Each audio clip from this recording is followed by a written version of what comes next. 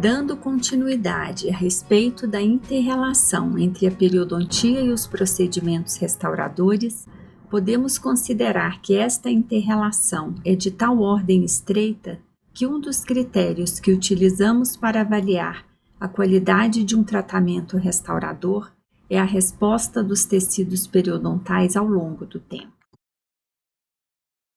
Com o intuito de responder à pergunta: por que a gengiva pode apresentar-se inflamada ao redor da restauração ou da coroa protética? Já abordamos alguns dos aspectos na primeira aula. Falamos dos 4 primeiros. Nessa aula abordaremos outros 2 aspectos relevantes: o formato axial cervical da restauração ou coroa protética e ainda o quanto os contatos proximais inadequados ou a sua ausência são danosos ao periodonto.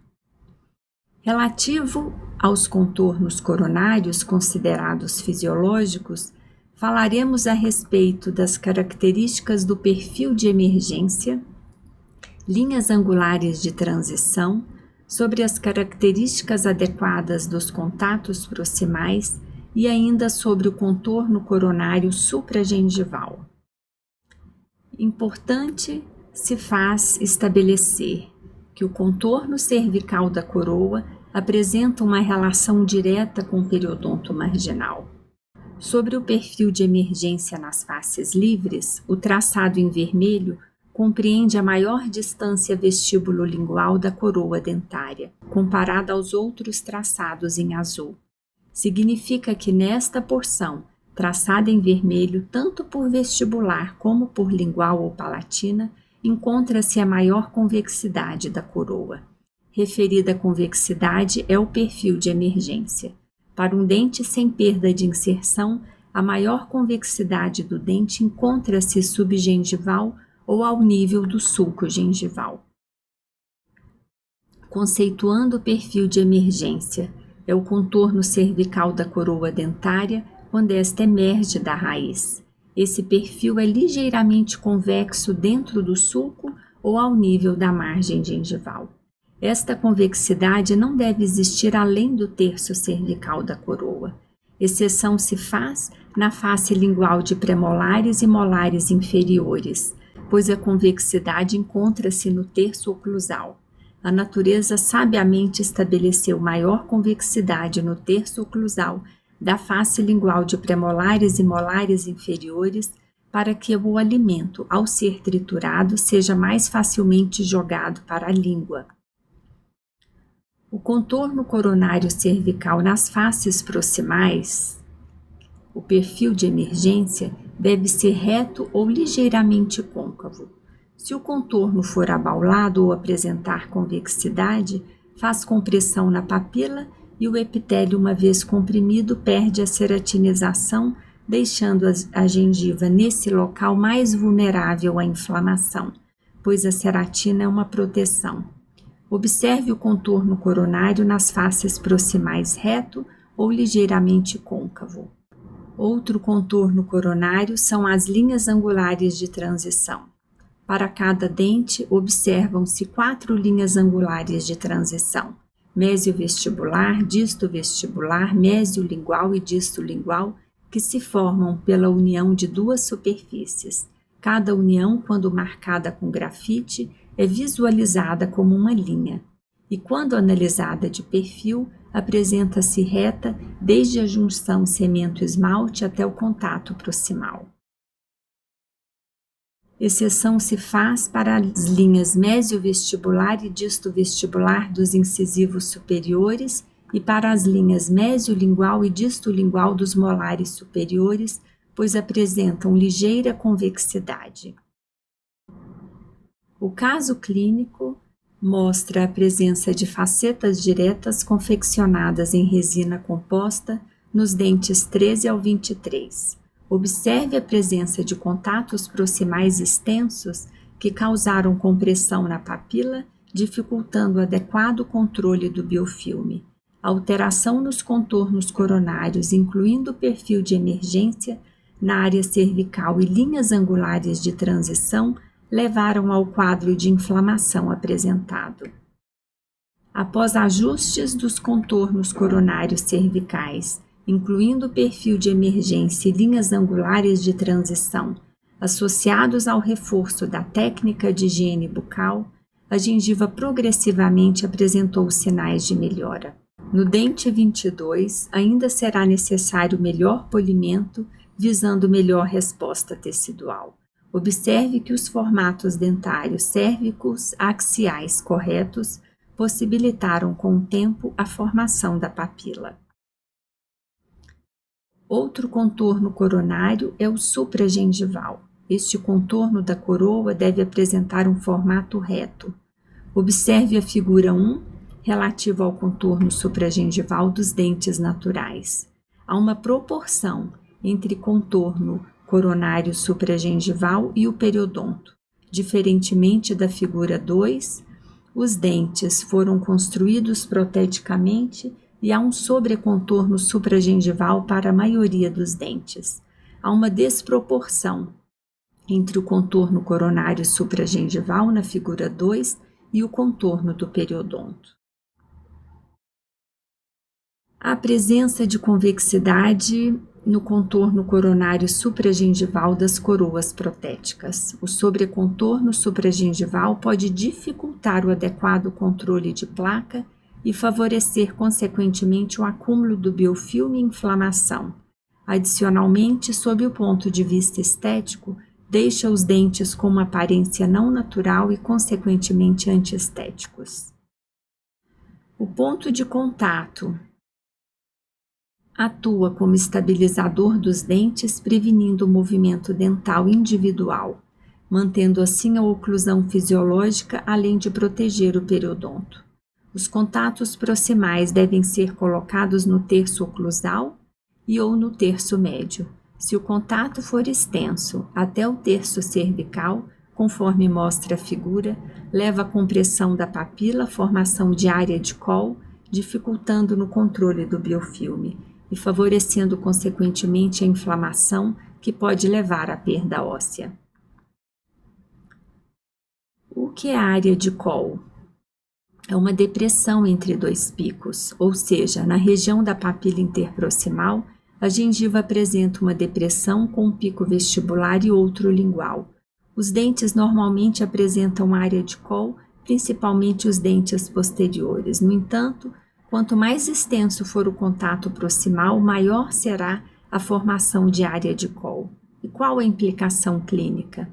Quando um contato é muito extenso, que aumenta ou favorece a formação de área de Coll, o epitélio na região da papila entre os contatos dentários perde a ceratinização, tornando-se mais vulnerável ao acúmulo de biofilme, uma vez que a ceratina é considerada uma proteção. Outro aspecto, vista oclusal dos dentes. Como regra geral, o ponto de contato localiza-se mais para vestibular. A ameia interproximal pode ser reproduzida em restaurações diretas classe 2 ao posicionar a cunha por lingual. Esse procedimento resultará no deslocamento do contato proximal mais para vestibular, comparado às ameias da face lingual ou palatina, que configurem uma ameia mais estreita e profunda. Exceção se faz entre os molares superiores, em que a cunha deve ser posicionada por vestibular, deslocando o contato proximal mais para lingual. Adicionalmente, as cristas marginais devem estar na mesma altura. O desnível da crista marginal, além de interferir na oclusão, leva à impacção alimentar. Além disso, os contatos devem ser justos para prevenirem a impacção alimentar. Significa que, ao testar o contato proximal com fio ou fita dental, esses devem entrar com ligeira pressão nos dentes. Importante ressaltar também que cúspides planas contribuem para a impacção alimentar nos espaços interproximais pela ausência de sulcos verticais de escape na superfície oclusal. Por fim, as coroas provisórias devem ser confeccionadas de forma tal que contribuam na integridade do periodonto marginal. São importantes na função mastigatória, na estética e na fonética. úteis no diagnóstico do tratamento e devem se assemelhar ao trabalho definitivo. Isso implica em um grande desafio, mas plenamente executável. O caso clínico a seguir mostra coroas provisórias nos dentes 13 ao 23, com presença de inflamação gengival nas áreas que se referem a esses dentes. Radiograficamente, na área interproximal, não há sinais de invasão do espaço biológico. Em uma vista frontal, observa-se inflamação gengival referente aos dentes 12 e 13, em decorrência do estado das coroas provisórias. Identificamos contatos proximais extensos, excessos de material restaurador e provavelmente alteração do perfil de emergência associado ao pobre controle do biofilme. Vista frontal dos dentes 21, 22 e 23. A gengiva mostra sinais de inflamação, tanto visualmente como a sondagem, pelas mesmas razões descritas acima. Observe a condição da gengiva ao remover as coroas provisórias. É impossível realizar qualquer procedimento restaurador com a gengiva na condição apresentada. Os contornos coronários alterados, tanto subgengival como supragengival, levaram à compressão da gengiva e à dificuldade no controle do biofilme. 2 semanas após os ajustes dos provisórios, polimento e adaptação, associados ao ensino de técnica de escovação, observe a desinflamação dos tecidos periodontais, percebidos tanto visualmente como pela ausência de sangramento à sondagem. Nesta etapa, ao remover as coroas provisórias, observe a nova condição tecidual. Houve redução considerável da inflamação gengival e do sangramento.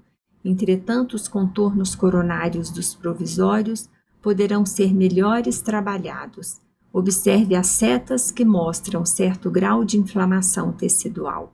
Para resolver esta condição, deve-se fazer desgastes sutis no contorno subgengival das coroas provisórias. Significa trabalhar no contorno cervical axial, que certamente encontram-se abaulados.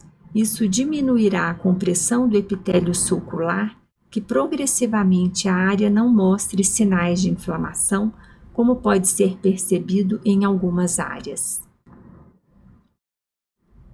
O formato cervical axial, que significa os perfis de emergência tanto em faces livres como nas faces proximais, é feito por tentativas, fazendo-se pequenos desgastes ou acréscimos nos provisórios, nas referidas áreas, até que se consiga saúde periodontal.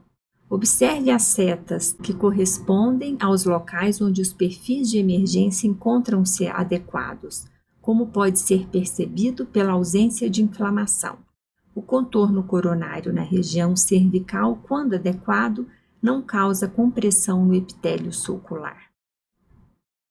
Adicionalmente, observe entre os dentes 22 e 23 a formação de área de Kohl, que foi devido ao contato proximal extenso que levou à compressão da gengiva e à perda de ceratina. Observamos, no entanto, que entre os dentes 21 e 22 há ausência de área de Kohl, o que é mais desejável. Para diminuir a compressão na gengiva entre os dentes 22 e 23, o contato proximal deve ser deslocado para o terço incisal e médio, retirando-o da porção cervical. Importante se faz também trabalhar no perfil de emergência nas faces proximais e nas linhas angulares de transição, deixando-os retos. Todos esses ajustes relativos aos contornos e contatos proximais deverão ser feitos na tentativa de se obter o melhor contorno coronário. O caso clínico a seguir, mais uma vez, ilustra a importância do contorno cervical axial da coroa ou restauração. Havia queixa de sangramento e odor ao passar o fio dental. Ao remover a coroa provisória, observe o epitélio ulcerado em decorrência da compressão do epitélio devido ao contorno cervical subgengival alterado, incluindo a linha angular de transição. A radiografia não registra invasão do espaço biológico a uma distância maior ou igual a 3 milímetros.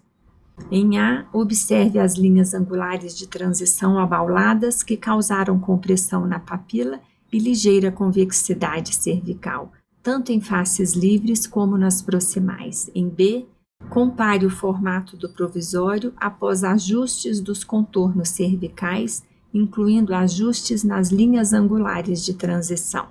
Observe, após ajustes dos contornos e cimentação do provisório, os contornos coronários como eram e como ficaram após os ajustes.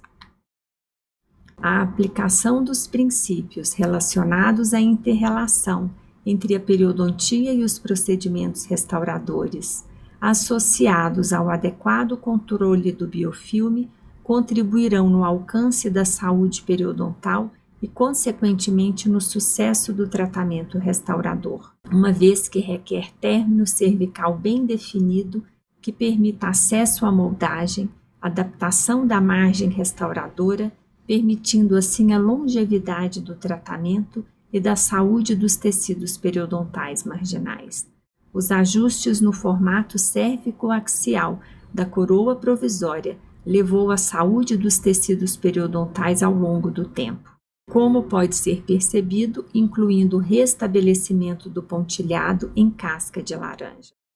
Por fim, um texto da professora Juliana Romanel, que resume bem a inter-relação entre a periodontia e os procedimentos restauradores.